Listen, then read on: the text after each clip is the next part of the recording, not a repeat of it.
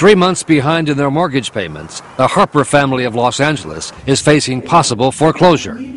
And since last summer, Carol Harper and her husband Johnny, now disabled, have been trying without success to get their mortgage modified so they can make their monthly payments. I don't know what I'm going to do if these people decide to take my home. I have nothing else. I can't see myself after 35 years out there in the street. We worked hard for this. He worked until he couldn't work any longer. He don't know the half of what I've been through. And I don't mean to do this. She says her calls to her bank, IndyMac, have resulted in nothing more than a 6-month-long runaround. I've called. I've been on the phone so much, so it's just pathetic. It's hard. And I'm at the point where I don't know where else to go. So she turned to Washington, to her Congresswoman, Maxine Waters. The average American trying to get through to negotiate a loan modification will not be able to get it done.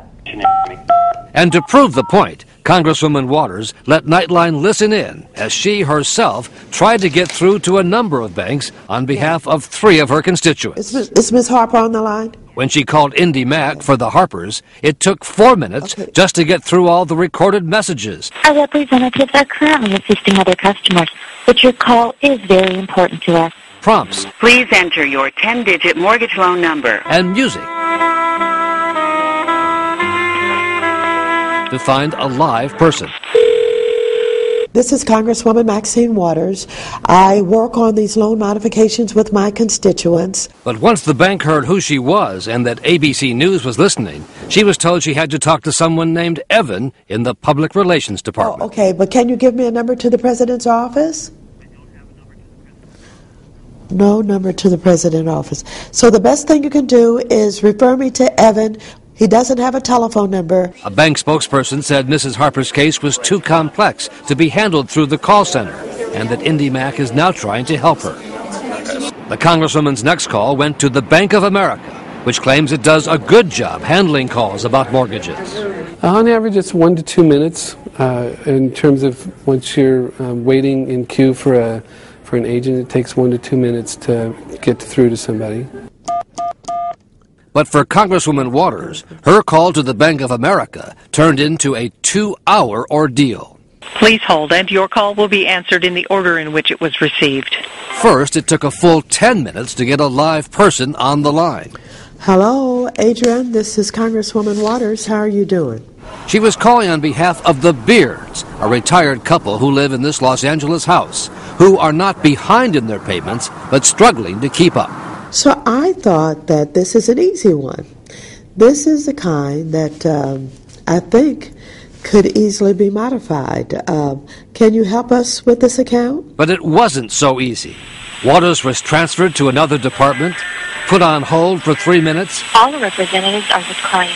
Please hold, and your call will be answered by the next available agent. And then was disconnected with her constituent listening in. Hello? Hello? Oh, they stopped ringing. That's what I usually get when I talk with them. When I call them, they say they're going to transfer me. When they transfer me, boom, the line goes dead. Okay. Undeterred, the Congresswoman called Bank of America back, but the extension the bank had given her did not work. Please enter your party's 5-digit extension. Oh, I did. If you do not have extension information, please stay I've got a 5-digit number. The available agent will assist you. 52701. 52701. Please enter your party's 5-digit extension. If So it doesn't work. Extension. So for a third time, 49 minutes after she first dialed Bank of America, the Congresswoman called the bank's 800 number again. Thank you for calling Bank of America. A representative is with you shortly. And there were more recordings and more music. Thank you for your patience while holding. This is absolutely hard. So she called the bank for a 4th time and was directed to yet another department, and then transferred to hardship assistance. I'm Congresswoman Maxine Waters. He's one of my constituents. He's been having a terribly hard time in trying to get some consideration for a loan modification. But because the Beards are not yet behind in their payments, the call was sent to yet another bank department, Refinancing, now almost 2 hours after the first call. www.bankofamerica.com and select the refinance link. There was a recorded message, and then the call was cut off. We appreciate your business. Oh, my goodness. Well, what they just said is, go to the computer, www.Bank of America, and fill out some information to see if you pre-qualify. They don't stop to find out whether or not you have a computer, whether or not you use computers, and they don't come back on the line. Bank of America offered the Congresswoman an apology for her 2-hour ordeal. I absolutely apologize to the Congresswoman and to the homeowner for the process they went through. Again, that is absolutely not the way that I would want this to go. The Congresswoman says she believes what happened to her in this case is not at all unusual.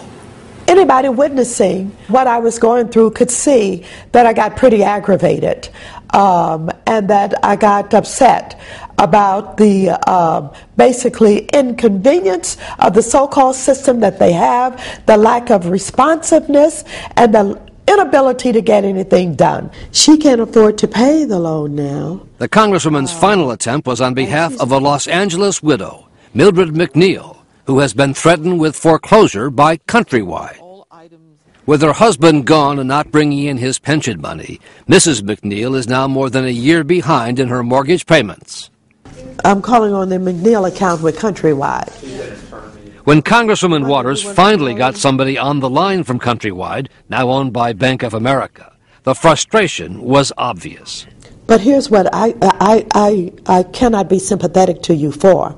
I am bombarded with people who are going to be foreclosed on and lose their home. I'm bombarded with people who are going to be on the street. And so I have no sympathy for you. And if I make wholesale statements, it's because I am up to my ears in this mess. And we've got to do something about it. As of tonight, Congresswoman Waters is still steaming. Her efforts to cut through the red tape for those three constituents has yet to result in any resolution. She says if that's the way they're going to treat somebody they know who's a member of Congress, imagine what happens to everyone else. Terry? You've got to wonder. Well, good for Congresswoman Waters, and thanks